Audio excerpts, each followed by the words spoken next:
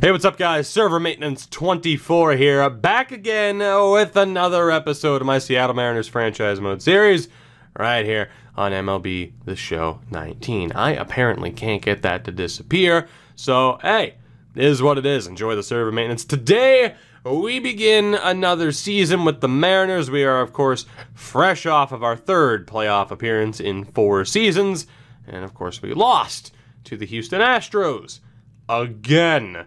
But today, we start things off with a little bit of optimism. This, of course, is the team at this point in time, a fairly young squad. Jose Berrios leading the way, intrigued to see what he can do. Edwin Diaz back-ending a young but competent bullpen, who I'm excited to see what they are capable of doing. If you missed it in the last one, these were the deals that we ended up making. Feel free to pause if you need to be able to read them all. In terms of the lineup as well, excited because James Field is a monster that we acquired from the Giants. I'm really interested to see what he can do. Someone like Warner Sylvester will likely be worked into this lineup at some point. We have enough talent on that bench that if someone starts to slip up, they're going to be replaced. Not to mention we have enough talent in the system that there really isn't any room for lackluster play. Because if you're not up to par, someone is going to steal your spot. It is that simple. Whether today, tomorrow, or a little bit further down the line, we have the talent in the system to make moves and to hopefully build a winning team. It would be rather embarrassing to have a series like this where there are no restrictions, only to still fall short and not win, although I suppose I could say LOL Mariners and get away with it, but the point is we want to win. So we are going to sim ahead as we normally do. I will see you guys at the draft. We'll take care of that, sim up to the All-Star break, and see how the team is looking at that point. It's June 2nd, we're just a day shy of the draft, and surprisingly maybe, we have a winning record on the year. It's not all that impressive, but 32-29, that sees us 8 games back of the Astros in the West, currently 4 games out of the wild card. We have dealt with some injuries. Of course, we'll pay attention to the main team in a moment. For now, it's about moving on with the draft. We are already at the 2026 draft. Let's see how this goes down. Thad Cook. I wish we could have drafted a Thad, but we'll see who we can get instead. And unfortunately, we might not have that many great options. There's only 2 players left at 80 potential. You have Junior Thompson, who is a monster. Like, if there's a closer who is actually worth taking in the first round, he's probably it. There's also Chris Decker, who, So there has to be a pretty damn impressive 75 potential player here for me to go for them instead. And I gotta be honest, I don't know if we'll find it, although Emilio Ruiz isn't too bad, but I mean, the fielding is good, but the arm's weak for a second baseman. The reaction's a bit weak, and the power game just really isn't there. Plus high injury risk, so that's just an outright no. And aside from, I mean, I think we just go for Thompson at this point. I don't know. Josh Meyer. Do we have anybody else? Brian Landry is a starter. I mean, I think it's the obvious choice. You go with the closer who's going to be ready next year. Jim DeCosta's not that great. This is going to be a pretty bad draft from the looks of it. And already you would have seen that we got down to the 70s. So we'll take Junior Thompson. He's projected to be ready in 2 years, not 1, my bad. But within 2 years, this guy's going to be a monster. So we will absolutely take that. It's a good thing that we're not a terrible team right now, because who the hell are you even going to draft? This looks god-awful. And in terms of the 75s, Manny Barretto's just okay. He's not great from what we can judge. Ray Brisebois is well-rounded, at least. 20 and 4+ years away, but he's not going to be anything too special. Montalvo at 21. We don't have a full report on him. Santiago, we don't have a full report on either. Montalvo might just be the way to go. Hopefully we get lucky with that. And then Rob Swain's not that great. So we can look at some of these 70 potential guys, or we go for someone like Breezewell and Montalvo, who probably aren't going to be that good. So I really don't want to waste too much time on this draft, because this looks like it's shaping up to be the worst draft I've seen. Maybe not even just in this series, maybe in general. Amos Huggin. Amos. I'll fucking, yeah, why not? I'll draft him. I'll fucking draft an Amos. Let's go. Drafting for the name in the second round. That's where you want to be in a draft. Second round. Let's look for the best name possible. Absolute nightmare scenario. Matt Montanez is extremely well-rounded. Might be worth the pick for that reason alone. Or we just sit here and go best guess. Not much on Coronado. I honestly think that's where we are. We are at best guess territory, as scary as that is. So we'll start off, screw it, Kevin Johnson, 70, 18 years old. Let's see how good Kevin Johnson is, and we'll hope for the best. But yeah, complete nightmare scenario with this draft thus far. In terms of other 70s, Dave Oakley is 18. We have Arroyo is 18. Let's go for the catcher. Take 18-year-old Dave Oakley and hope that he is magically good. Now, we have had some luck in this series with the whole best guess picks, but I don't know if I'm holding my breath for this one, man. Manuel Colon is available. Tom Kim. Good old Tom Kim. Oh, God. All right. Let's just sort. So, out of 18-year-old players, Dave Gale. You know what? Let's go for Dave Gale. What's the worst that could happen? I'd rather take position players first because, of course, there's just so much starting pitching talent. That brings us to our final pick of the draft. It will either be Tadano or Leandro Rodriguez and Akinori. I mean, we'll go for the Japanese sensation who got taken in the 6th round. That'll do it for that. I am not looking forward to these results. Ooh, now hold on a second. Okay, so we completely swung and missed on everybody outside of the 2nd round, but Junior Thompson's looking really good, no doubt. He'll be a reliable reliever for us in the future. It's going to take him probably those 2 years to make it, but we'll sign him. Amos Huggin, 21B and a 74. I'll take it. He can't field. The power game's not there, but he's fast, solid vision and contact. That is not too shabby for a best guess scenario. So congratulations, Amos. Welcome aboard. Again, everybody else, it was a complete swing and miss. That's better than I thought. Junior was the only one I was confident in actually being half decent. So take what you can get. Let's quickly scroll through here. It looks like other teams may have had some luck. I'm not going to go through every team at this point. I mean, the Marlins at least had C potential guys later on. But yeah, I mean, there you go. Look at the Mets. You can kind of tell. Like, there aren't too many teams that we've seen so far. You got these couple of guys, right? We've seen some teams with some lower 80s, but then there's a team like Milwaukee where it's like, ugh, it's not looking great. So I don't feel bad about only getting 2 usable players out of that draft, because at the very least they were very usable players. So now that we're going to be following along with the main team, let's take a look here. Not at that, but at the pitching rotation. So thus far, Barrios, solid in terms of ERA, which you'd expect. Mackenzie Gore's been great. Fukumori's been struggling, which is very disappointing. Nakayama's been great, and Damon North has also been struggling. So we'll keep an eye on that, but I'm sticking with Fukumori and North for sure. Mercado has been horrific as the long reliever thus far this season, so not really putting any pressure on anybody in terms of the starting rotation, which is how Nakayama ended up in the rotation. So we have some guys who need to turn it around. From the looks of it, that includes every goddamn pitcher outside of Guillen. Wow. So our pitching's been brutal this season. I imagine the bats will at least be okay.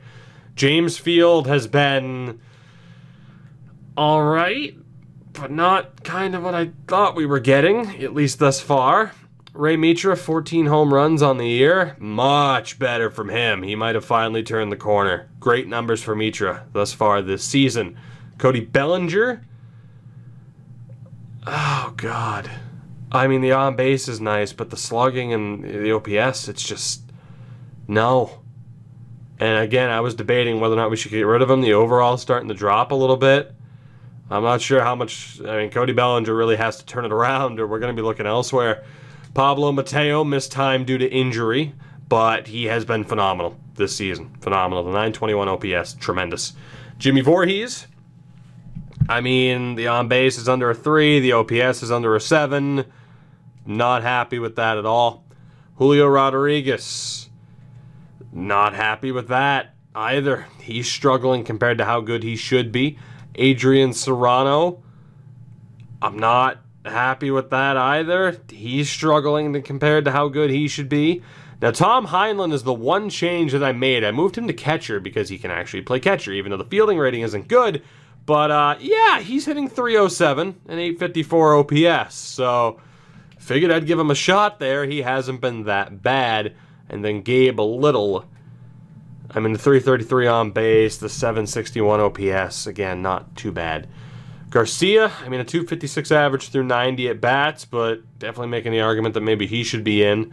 Warner Sylvester's only had 4 at bats. Miguel Amaya was given a chance, but again, the batting just isn't where it needs to be. So I think we'll be moving on from him. And then Anthony Siegler, I got to be honest here. I think what we're going to do, Heinlein's played really well, right? But we need to see if Siegler has it. So we're going to be playing him at catcher until the All-Star break. And if his numbers aren't looking great, he's gone. It's that simple. I think Amaya is already on the way out. We might keep one as the backup catcher, but likely there's going to be a trade there. So as we sim forward here, we wrap up this series against the Angels. They end up taking 3 out of 4, mainly looking for the pitching to turn things around over the next month. But we have quite a few players that need to step it up and should be better than how they've performed thus far this year, as we drop 2 out of 3 to Tampa. 2 quick games against Chicago. We win them both, and that sets up 3 games against the Yankees, where Ray Mitra goes down for a 1 to 2 month stretch, which is pretty brutal, but that should, and we'll take a look at the lineup just to make sure that didn't change anything at catcher. I was going to say that should get Luis Garcia into the lineup. It does, so a big opportunity for him to prove himself moving forward. We took 2 out of 3 against New York. That sets up 3 games against St. Louis, where we win that series as well. 4 games against a pretty brutal Baltimore team who just acquired Sean Reed fully for Ryan Mountcastle and a ridiculous catching prospect, Xavier Ramirez. I wonder if he has a high potential. Not bad. As we take 3 out of 4 against Baltimore, Mitra still hurts. That sets up 3 games against a decent Cincy team who are currently under 500. We swept them. And 3 big games against the division rival in Los Angeles, where Pablo Mateo goes down to an injury, and they swept us in dominant fashion. All 3 games, double digits in terms of runs scored. 2 games against San Fran, we win them both, and they acquire Nico Goodrum. And that brings us to our final 3 games before the All-Star break against a struggling Texas team, and we lose that series as well. Home run derby this year, Gallo, Myers, Conforto, Williams, Alonso, kill me, Harper, Soto, and Hernandez. Of course, we'll see who ended up making it. It's not much of an all-star break, but we'll see who made the all-star game for us, and we'll take it from there. So as of the all-star break, 7 games back of the first place Angels, a game and a half out of the wild card. Let's see who ended up making the All-Star game, shall we? Jose Barrios was the starter, which is great news for us. Mackenzie Gore also made it. Good stuff overall. Relievers, Stephen Tarpley, Ruiz, Givens, Elledge, Edwin Diaz has also made it. So 2 of the veterans that, alongside Cody Bellinger, I was thinking of trading, they have made it. Catcher-wise, nothing doing there for us, of course. Although Jason Huggins, see the guy just traded? I don't remember if he was the one that was just... He wasn't just traded, but he's looking pretty damn good, actually. First base-wise, Ryan O'Hearn and Ryan Mountcastle. Altuve, Luis Urias ends up making it, which is great. That is a former... That's a former Mariner right there. Not for long, but I'm kind of surprised he made it. His numbers aren't great. I wouldn't be happy with that.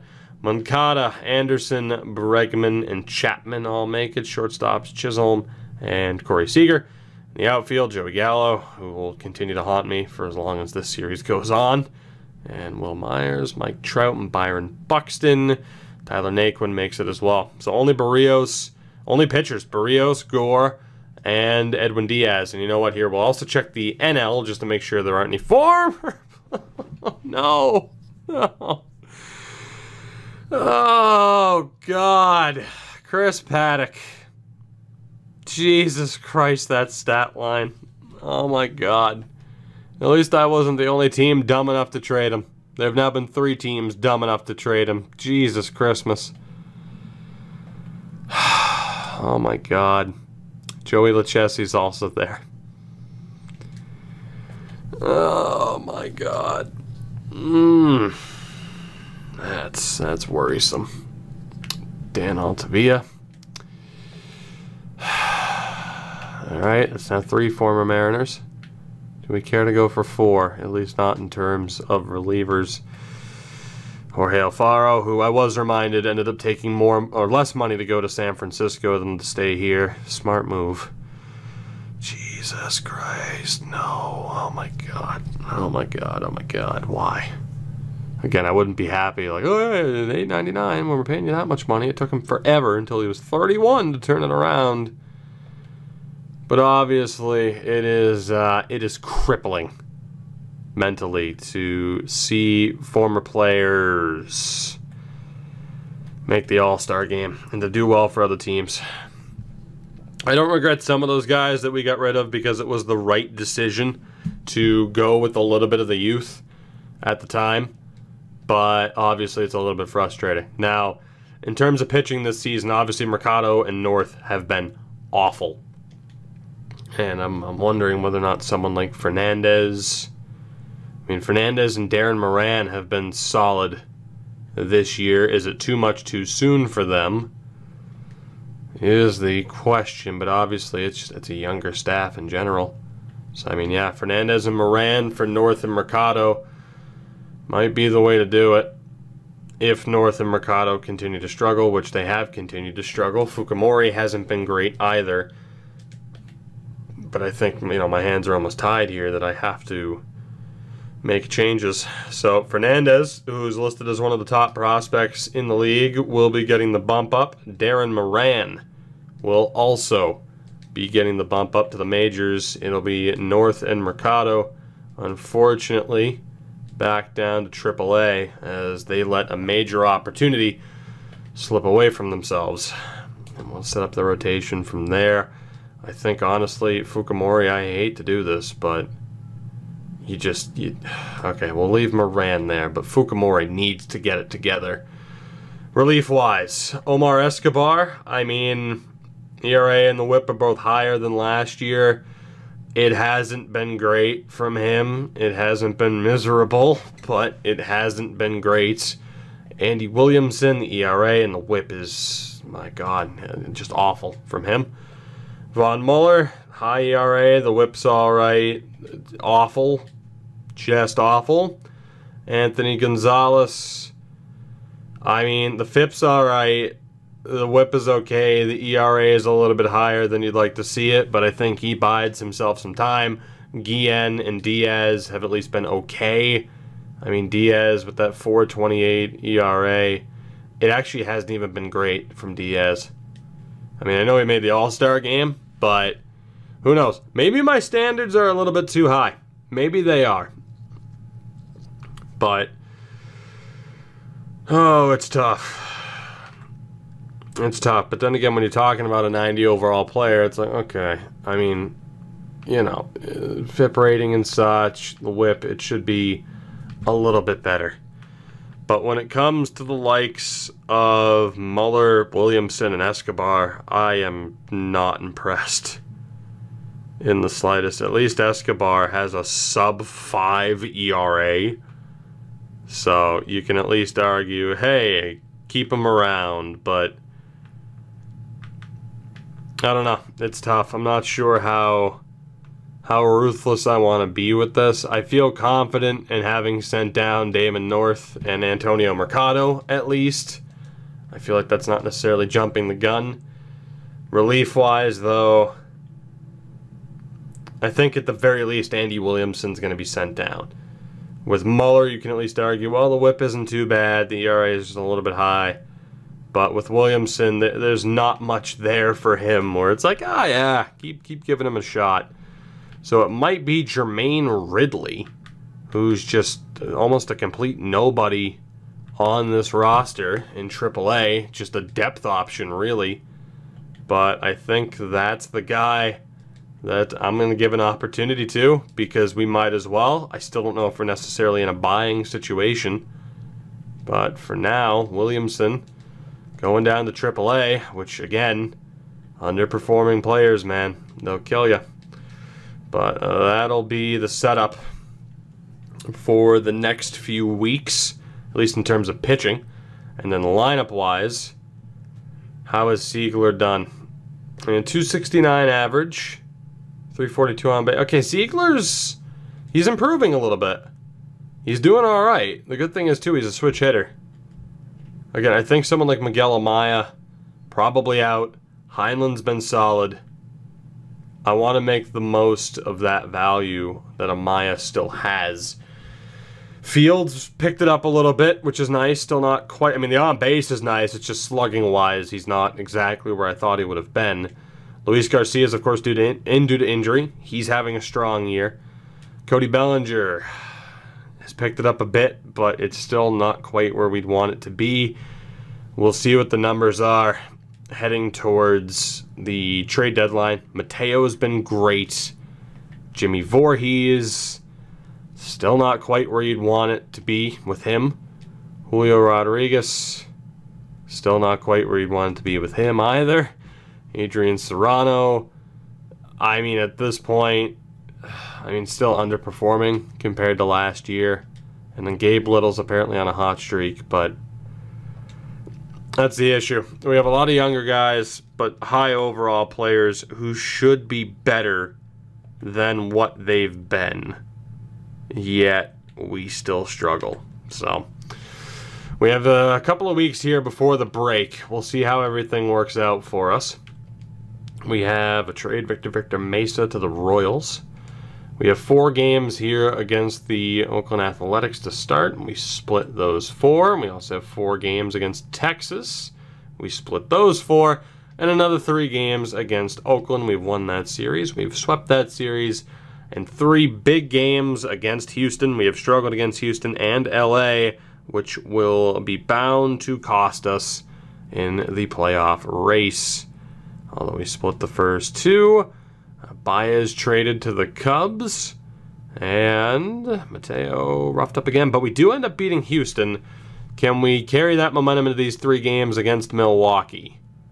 No, we cannot. We lose that series, and then 3 games against Minnesota. We lose that series. That brings us to deadline day. We're at 1650, 7.5 games out. Right now, it's the Angels and Astros really vying for that top spot, but we are just half a game out of the wild card. So you could argue that maybe making a deal or 2 would be the way to go. Fukumori's turned it around. Fernandez has struggled through 21. Fernandez and Moran aren't good enough. So you could argue, as North has done well in his return, Mercado's also done well, that there's a trade to be made, in terms of that argument, that there is a trade to be made in terms of bringing in a little bit of help. But with the assets we have, I don't really want to have to bring in help. I'd rather just, hey, guess what, guys? You finally figured out how to win and turn the corner. Although it's looking unlikely, as we'll be calling back the 2 that we had. Maybe that send-down is a little bit of a wake-up call for them. Ideally, that would be the case. So we'll get North and Mercado back in there. Again, Fukumori was able to turn it around. Maybe those 2 will as well. I mean, it's tough to not have the pitchers that I can trust right now. I think in a way we're kind of stuck. But we'll make the most of it, because come playoff time anyway, we'd be relying so heavily on the top 3. Fukumori as well. So I think we'll leave it for now. Just because if we bring somebody in, then we have to make the call, and I don't want to get rid of someone like Damon North. I mean, we can send him down. Mercado could be dealt if need be. I mean, the appearances he had last year, too, it wasn't great. So, you know, let's take a look. Let's take a look at starters. I think I'll look at the trade block first. Didn't want to do that. Wanted to look at view trade block. Fernando Tatis. Damn. Yordan Alvarez. Getting him away from Houston would be great. But there are no... Whoops. I always hate when I do that. It's great. I don't believe there are any high-rated starters, are there? Art Barreto was the highest. And, I mean, a 4.15 ERA is not great. Yeah, he's been pretty bad. He's been pretty bad. I don't know who we'd be able to get here. The good thing is, though, we do have a catcher that has some trade value to the point where we might be able to pull something off. If we look at, let's go pitching war. Urias right now is the top dog for the Red Sox. He's getting paid all of the money. You have Sean Manaea, who is also getting paid all of the money, and McKay, who's heading into arbitration, who has been great for Tampa. Or Dakota Hudson, who's making all the money. So McKay might be the guy. I mean, you have Rodon, who's also going to be a free agent at 33. Maybe a little bit more of a veteran presence. I think it's McKay or Rodon that we got to go for. I mean, McKay has 126 innings already. Rodon at 125. I think it's one of the two. I mean, Tampa, the ideal situation here would be to weaken Tampa. I mean, we can afford to play that game where it's like, okay, realistic? Of course not, but we don't have to try and keep it that way. Just for the love of God, weaken that rotation. Whether or not we have the assets to do that, I don't know. But say we use Miguel Amaya, whose value, again, is still sky high. We go with Ziegler, who hasn't been great over the past few weeks, but I wouldn't mind having him necessarily as a backup catcher the rest of the way. Between him and Heinlein at catcher, that isn't the worst option. And then again, someone like Al Vogt is going to be ready basically next year to take over. So if we go, is there a pitcher here? Kirkpatrick is perfect, just to get rid of him. Is Soto enough? Soto is not enough. It's going to take a little bit to pull off a trade like this. Mercado gets it to be close, but not close enough. Amaya, Mercado, who would be replaced anyway. He'd be essentially voted off the island next year when Fernandez wants to take his spot. So, is there a top-notch player here? I wish Carmichael wasn't hurt. Williams brings it close, but not close enough. Raimo? Raimo's the guy. He's never going to make this team. So we use Amaya, Mercado's value. We have to tack on Sean Raimo, but I'll do it. We get Brendan McKay from the Rays to try and boost up this pitching staff. He will be in. North will move to the back half of the pen. And, I mean, in terms of a pitching staff now, that's ridiculous. The good thing is, too, about McKay, there's contract control there. So I'm not sure if he'll be anything more than a rental, but I'll take it. Bullpen-wise, I mean, Escobar, again, the ERA is not ideal. The whip isn't ideal. The minus 0.1 war, the minus 0.1 war is not ideal. The FIP's not ideal. He just hasn't been good enough. Muller, I mean, at least you can argue that the whip's been okay. But, I mean, the minus 0.3 war, it's just, that's all he's got going for him is the whip's not bad. They've both been pretty bad. Ridley hasn't even pitched yet. Gonzalez, again, the high ERA and the whip kind of offset. In terms of the FIP rating, it's average. But again, Guillen's been on point. Diaz, it hasn't been great for him. The one concern I have is that his overall is dropping, and that it might be for the best to move on from him now, just to get the most out of the value. But having him to back half the bullpen this year would be great. I think it's probably better just to keep him and then maybe trade him at the beginning of next season. But the big issue here is that our bullpen's failing us, and this isn't a, oh, okay, well, let's just go out and trade for everyone kind of deal that solves it. I mean, at the very least, Muller and Escobar are going to be sent down. They basically have to be. So we'll look to see who's going to get a chance. Williamson's been great since being sent down. You have Bayer, who is looking all right. And it might just have to be Williamson and Bayer who get another chance, because otherwise we're looking at someone in frickin' AA at this point. Someone like Roberto Mesa or Ryan Castro. And who knows, maybe Roberto Mesa is good enough to make the step up and just completely skip AAA. He might be. I think we'll look, honestly, at Mesa and at Bayer, and we'll see what happens. Why not? We got nothing to lose. I mean, except a shitload of games. So, Roberto Mesa, welcome all the way to the major leagues. Von Muller was not one of the ones that was going to be sent down. Again, it was going to be Gonzalez and Escobar, if I'm not mistaken, right? They were the top two. No, it is Escobar and Muller. Gonzalez was safe. Okay. So, Von Muller, I hate to tell you this, buddy, all the way down to double, because I don't feel like reworking things. And Gonzalez was safe. It's going to be Escobar down to triple. And Bayer will join the team at the major league level. So, a lot of uncertainty in the bullpen right now. Like I said, I think Edwin Diaz will be allowed to finish up the season, but that is not what you want to see, especially when you look at the talent that was in the bullpen to begin the year. But we do go out and we get a rental to at least shore up the starters. I don't know if that's the right move or not, but we had people that had to go at the very least. In terms of the lineup, obviously we're going to have to make a move here, but we have James Field, who has been solid. Again, the average is higher, the on-base percentage is higher, the slugging's a little bit lower. Happy with him thus far. Luis Garcia has been on point, filling in as a replacement. He's a strong player to have. Cody Bellinger has been continuing to get better, but I think the game plan here is to keep Bellinger and Diaz. If we fall short here, we might ship them out next year. I mean, at least Jose Barrios, as he's getting older, is on point. Diaz, there's some concerns. Bellinger, there's some concerns. So we'll have to see. Again, the average is all right.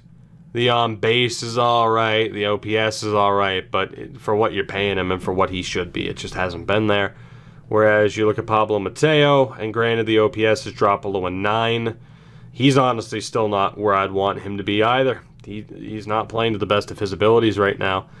Jimmy Voorhees, again, underperforming. The problem is with a lot of these guys, it's, okay, you at least get the chance to do something here.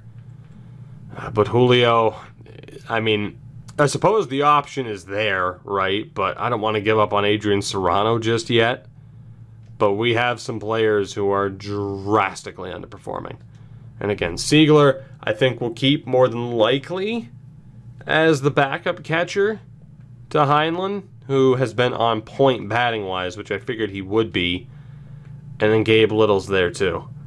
So there is that debate as far as like, okay, what to do with Bellinger, but then also guys like Voorhees, Rodriguez, Serrano. It's just not where it should be with them. And I mean, I'm not saying like, oh yeah, Peterson's the guy, but there are some dudes in the system from first baseman that are some half decent options. We don't necessarily have to settle for meh play, to put it best. So we will end things there because I genuinely don't know, even though I assume it's an offline mode, but I don't know, man. With their freaking server maintenance, it might boot me for half a second anyway. So we'll end things for now. Let me know what you think in terms of potential moves that could be made, but I think for the most part it'll be sticking with this team, hoping for the best this year, and then if we fall short, might have to move on from some of the veterans as they continue to hit decline. I'm thinking of Diaz and Bellinger primarily. Again, though, Barrios has been on point, and some of these other younger guys that are underperforming. I said it earlier in this episode, do we really have time to sit there and wait? Do we want to wait until Pete Alonso's 31 for him to finally start hitting like Pete Alonso should be hitting? Or do we move on and say, okay, who's next in line in this conveyor belt system of just, well, conveyor belt's not really the best way to go, but again, it's just ruthless efficiency. You're not getting it done. We have the next guy in line who could probably get it done, and that's what we're going to look for. So I'll see you guys in the next one. Till then, have a good one. Take it easy. Goodbye.